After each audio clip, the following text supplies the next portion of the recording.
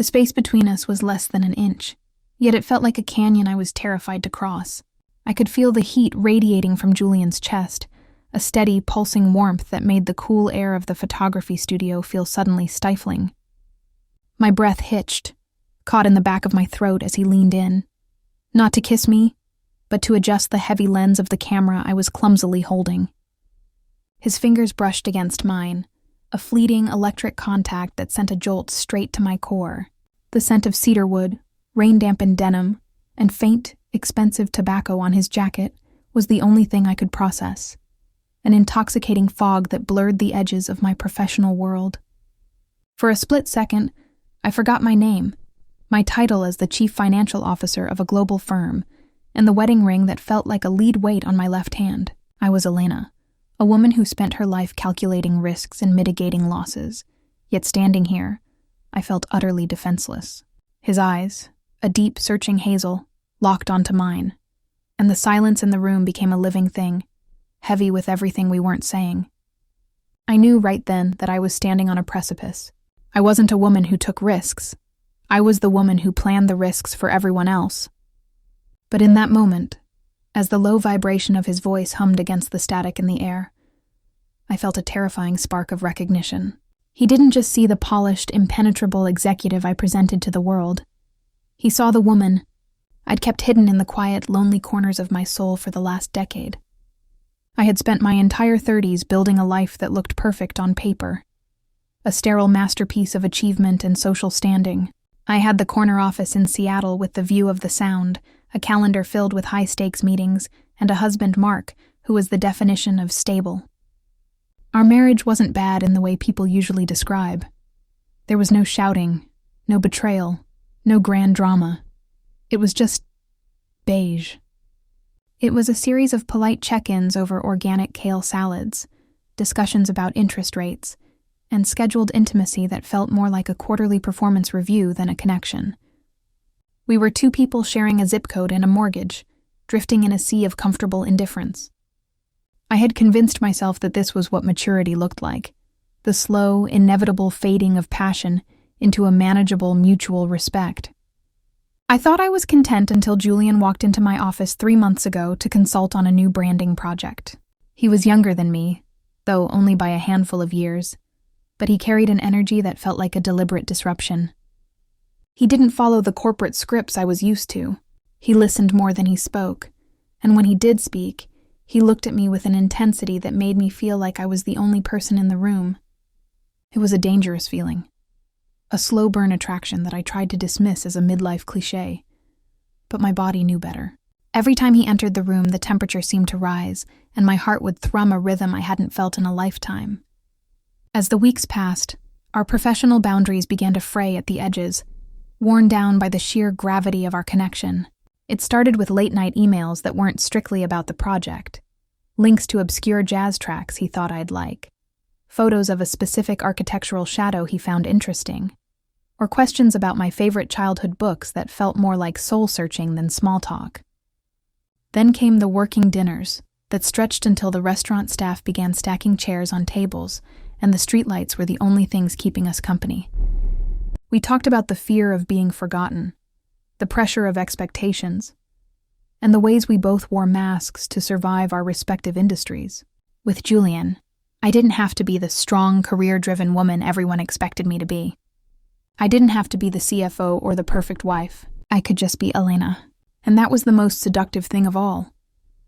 I found myself choosing my outfits with him in mind, leaning into the mirror a little longer each morning to check my reflection, and feeling a rush of adrenaline every time my phone buzzed with a notification from him. It was an emotional affair in everything but name, a secret garden I was cultivating while my real life grew dry and brittle at home. I felt like a teenager again, hiding a diary, except the stakes were my entire life. The tension reached a breaking point on a rainy Tuesday evening in late November. The city of Seattle was a blur of gray and neon through the floor-to-ceiling windows of Julian's photography studio. We were supposed to be finalizing the visual assets for the upcoming campaign, but the air was thick with a different kind of energy, a heavy, electric stillness. The power had flickered and died 20 minutes earlier, leaving us in the soft, amber glow of a few emergency lanterns and the faint light of our laptops. We were sitting on the floor, surrounded by printed proofs, discarded coffee cups, and the scent of rain. The proximity was deliberate now. Every time our shoulders touched or our hands grazed while sorting through the photos, the air seemed to crackle. I could hear the rhythmic drumming of the rain against the glass, a frantic, desperate sound that mirrored the pounding of my heart. Julian had stopped talking about the project 10 minutes ago.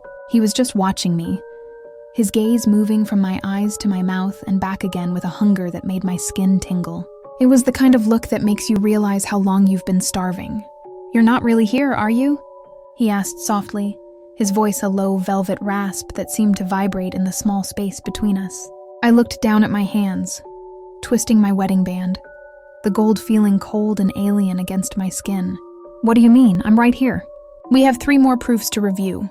"No," he said, reaching out to gently tilt my chin up so I had to look at him. His touch was light, but it felt like a brand, a permanent mark on my skin. "Physically, you're here. But your heart hasn't been in that office or that house for a long time. I can see it in the way you look at the door when you think I'm not watching. You're waiting for something to happen, Elena. You're waiting for someone to give you permission to feel again, to stop being a ghost in your own story." The honesty of his words hit me like a physical blow, knocking the wind from my lungs. I wanted to deny it, to pull back into the beige safety of my life and reassert my corporate dominance. But the vulnerability was already out in the open, raw and bleeding. A single tear escaped and trailed down my cheek. He didn't look away. He didn't apologize for the intrusion. He simply leaned in, his thumb catching the tear before it could fall, his hand lingering against my jaw. The intimacy of the gesture was more profound than any kiss could have been. In that moment, I felt a wave of grief for the years I'd spent being a spectator in my own life. I realized that the good wife persona was a cage I'd built for myself, bar by bar, out of fear and expectation. And Julian was the only person who had ever noticed the lock was actually open. "I don't know who I am anymore," I whispered, my voice breaking under the weight of the confession. "I do," he replied, his face inches from mine. I could feel his breath on my lips, warm and steady, smelling of mint and coffee. "You're the woman who remembers the specific shade of the ocean at 5 a.m. You're the woman who hides her poetry in the margins of financial reports because she's afraid people won't take her seriously if they know she has a heart. You're the woman who is terrified of her own power, Elena. And you're the most beautiful thing I've ever seen." He didn't move to close the distance, and neither did I. We stayed in that suspended animation, a tableau of what if and maybe, for what felt like an eternity. The sensuality of the moment wasn't about what we were doing, but what we were allowing ourselves to feel.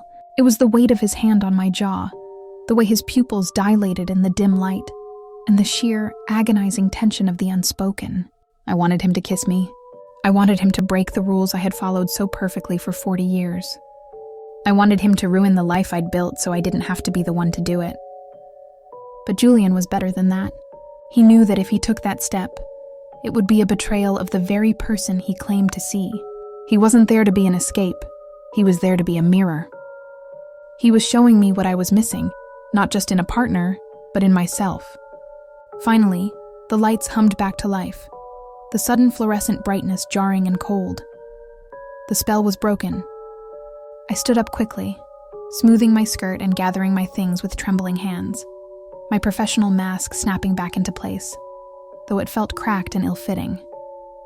I didn't look at him as I walked to the door. I couldn't.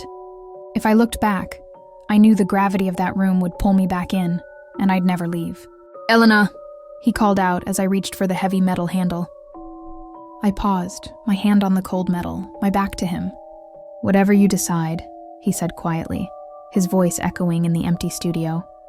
"Don't do it for me. Don't do it because of this moment. Do it for you. Do it because you deserve to live a life that isn't just a series of shadows."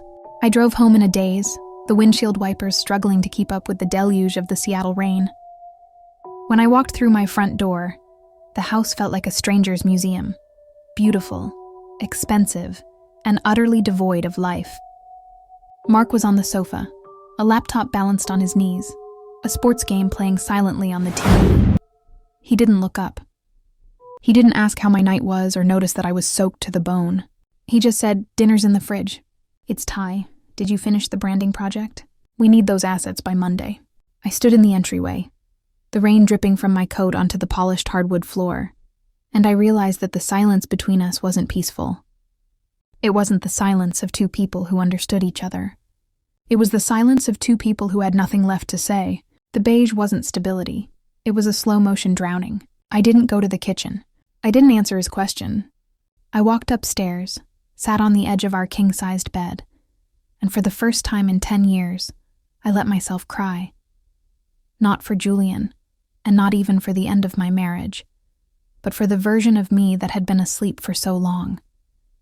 The consequence of that night wasn't an affair. I never went back to Julian's studio alone. I kept our remaining meetings strictly professional, though the air between us remained charged until the project ended. But the shift in me was permanent. A month later, I sat Mark down and told him I wanted a divorce. There was no shouting, no dramatic accusations of infidelity. There was just a quiet, mutual acknowledgement that we had stopped being us years ago. Leaving wasn't easy. It was messy and expensive, and there were nights when the loneliness in my new, smaller apartment was so sharp I could taste it. But every morning I woke up and saw the sun hitting the wall, I felt a little more like myself. I started writing again. I started taking my own photos. I stopped being a strategist for everyone else and started being a strategist for my own happiness. I recently ran into Julian at an art opening downtown. We didn't talk for long. We stood near a large abstract painting, the same tension still humming beneath the surface like a low-frequency radio wave. But it was different now. It was a shared secret, a gratitude for a moment that had served its purpose. He looked at me, really looked at me, and smiled. He didn't have to ask if I was okay. He could see it in the way I held myself, in the light in my eyes that hadn't been there before. I walked away from that encounter feeling a profound sense of closure. He was the catalyst, the spark that forced me to look at the shadows I'd been living in. But he wasn't the destination. I was. Life isn't a series of perfect scripted moments. It's a collection of small, quiet choices that define who we are when the lights go out. We all have those what-if people, the ones who arrive just when we're starting to fade into the background of our own stories. They aren't always meant to stay. Sometimes they're just meant to wake us up. I'm still navigating this new version of my life, and it isn't always easy, but at least it's mine. I don't live in the beige anymore. I live in the color, the noise, and the beautiful, terrifying uncertainty of being truly alive. I'm finally the protagonist of my own life, and that is a risk worth taking every single day. I've shared this because I know I'm not the only one who has ever felt like an observer in their own life. I wonder, have you ever had a moment or a person that acted as a sudden wake-up call for you? A moment where a single look or a touch made you realize you were settling for a life that was far too small for your spirit? I'd love to hear your thoughts or your own experiences in the comments below. If you found a piece of yourself in this story, please consider following or subscribing for more real-life accounts of the messy, beautiful journeys we're all on. Let's keep the conversation going and support each other in choosing a life full of color.